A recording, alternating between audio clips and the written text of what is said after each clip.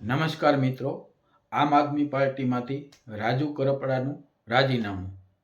રાજુ કરપડાના આ રાજીનામા પાછળ શું રાજકારણ છે?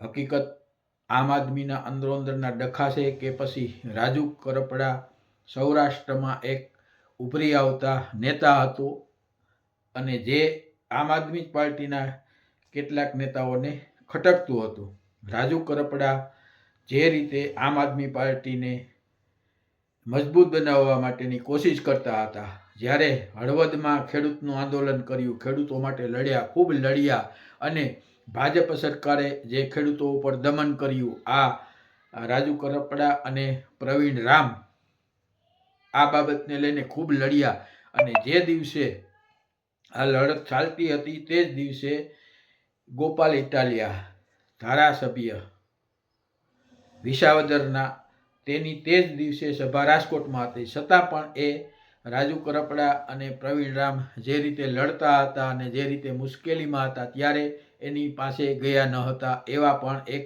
અહેવાલ છે. એ સિવાય જ્યારે આ લડત ચાલતી હતી ત્યારે રાજુ કરપડા અને પ્રવીણ રામ આમ આદમીના આ બે જ સબળ નેતાઓ આ મુદ્દે લડતા હતા અને બીજા આગેવાનો નેતાઓ આમ આદમી પાર્ટીના એટલો બધો સપોર્ટ ન મળ્યો હતો એવું સૌ કોઈ કહે છે. પણ હકીકત શું છે? ત્યાર પછી રાજુ કરપડા શા માટે આમ આદમી પાર્ટીમાંથી રાજીનામું આપે છે? આ કારણ છે કે પછી અન્ય કોઈ? ઘણા લોકો એવું કહે છે, મોટે ભાગે આમ આદમી પાર્ટીના, કે ભાજપે રાજુ કરપડાને દબાણ કરીને એ જ્યારે જેલમાં હતા ત્યારે કેટલાક ભાજપના નેતાઓ કે આગેવાનો રાજુ કરપડાને મળ્યા હતા અને તેને કાયદાકીય રીતે દબાવવાની વાતો કરી હતી કે ભાઈ તમે આમ આદમી પાર્ટી છોડી દો, જો નહીં છોડશો તો આવી રીતે સરકાર આગળ પગલાં ભરશે. જે કાંઈ હોય આવું સોશિયલ મીડિયામાં અને પાછલે બારણે વાતો થાય છે, એમાં આપણે જાજુ પડવું નથી. જે કંઈ હોય પણ જો રાજુ કરપડા ડરી જતા હોય, રાજુ કરપડા આ રીતે ડરતા હોય તો પછી રાજકારણમાં આવવાનો સવાલ જ નથી. કે પછી એને આમ આદમી પાર્ટીના જે કોઈ નેતા અંદરો-અંદર હોય અને જે કાંઈ વાંધો વસકો હોય અથવા તો પાર્ટીમાં જે કાંઈ સંગઠનના મુદ્દા હોય કે અન્ય હોય એ વિશે એણે વિગતવાર ખુલાસો કરી દેવો જોઈએ, જેથી કરીને કોઈ ખોટા મેસેજ જાય નહીં. પણ ખરેખર રાજુ કરપડાના રાજીનામા પાછળ રાતોરાત આમ તો કહીએ તો એવું કહી શકાય કે આ રાજીનામું છે. કોઈએ વિચાર્યું પણ નહીં હોય કે રાજુ કરપડા આ રીતે રાજીનામું આપશે. પણ રાજુ કરપડાના રાજીનામાના ખેલ પાછળ કયું કારણ છે? શા માટે રાજીનામું આપ્યું છે? અને જો એમ જ કહેતા હોય કે અમે ખેડૂતો માટે લડવા છીએ, અમે આમ આદમી માટે લડવા તૈયાર છીએ, તો શા માટે ડરી જવું જોઈએ? આટલો વિશ્વાસ મૂક્યો પ્રજાએ, આમ જનતાએ, કદાચ એ ભાજપથી કંટાળી હોય, કોંગ્રેસથી કંટાળી હોય અને આમ આદમી ઉપર આટલો વિશ્વાસ મૂકવા જ્યારે પ્રજા તૈયાર છે, એ સમય દરમિયાન જ રાજુ કરપડા રાજીનામું આપે તો જરૂર એમાં કંઈક દાળમાં કાણું હશે.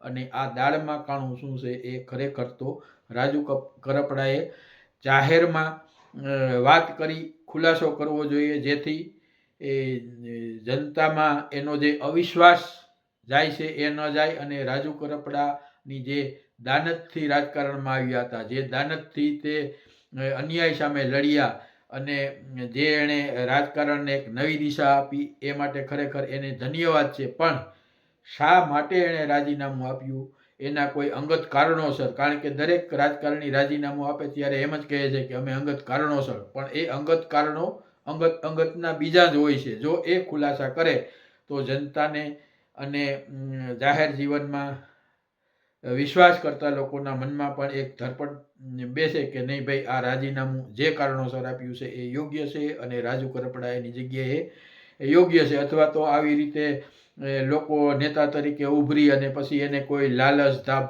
ધાક ધમકી અથવા તો પૈસાથી ખરીદાઈ જતા હોય તો એ જનતાના નામે, પ્રજાના નામે, ખેડૂતોના નામે એક રાજકારણનું નાટક જ છે. આપણે સૌએ એવું જ માનવું રહ્યું. એટલે મિત્રો, ખરેખર હવે કોઈ રાજકારણી જે કાંઈ કરે પણ જનતા જાગૃત થશે ત્યારે જ આ રાજકારણીની શાન ઠેકાણે આવશે અને ત્યારે જ આ રાજકારણી સુધરશે. નહીંતર તો ભાજપનો હોય, કોંગ્રેસનો હોય, આમ આદમી પાર્ટીનો હોય, એ આપણા સૌ ઉપર આવી રીતે રાજરમત રમીને પોતાના રાજકીય રોટલા શેકી લેશે અને પોતાના ઘર ભરી લેશે અને આપણે બસ એની પાછળ દોડ્યા કરવાનું, વાહવાહી કરવાનું, આપણે જ્યાં છીએ ત્યાં, અથવા તો આપણે નુકસાન થશે. એટલે જનતાએ જાગૃત થવાનું છે. રાજકારણી ઉપર ભરોસો કરવો અને કેટલો કરવો એ પણ જનતાએ વિચાર કરીને હવે જાગૃત થઈ અને મતદાન કરવાનું છે. અને મતનું એક હથિયાર જ એવું છે કે જે તમે રાજકારણીને સીધા કરી શકો. બસ મિત્રો, મારું કહેવાનું એટલું જ છે કે જે કોઈ રાજકારણી રાજીનામું આપે અથવા તો જે કાંઈ હોય, પક્ષો એકબીજાના કાવા દાવા કરે, પણ એનું કારણ જનતાને ખરેખર જણાવવું જ જોઈએ. જો એ સાચા હોય તો એણે રાજીનામાનું કારણ જણાવી દેવું જોઈએ. બાકી તો દરેક પાર્ટીમાં અંદરો અંદર ડખા હોય જ છે અને રાજકારણ છે એટલે આવું ચાલતું જ રહેવાનું છે. પણ જનતાએ જાગૃત થવાનું છે.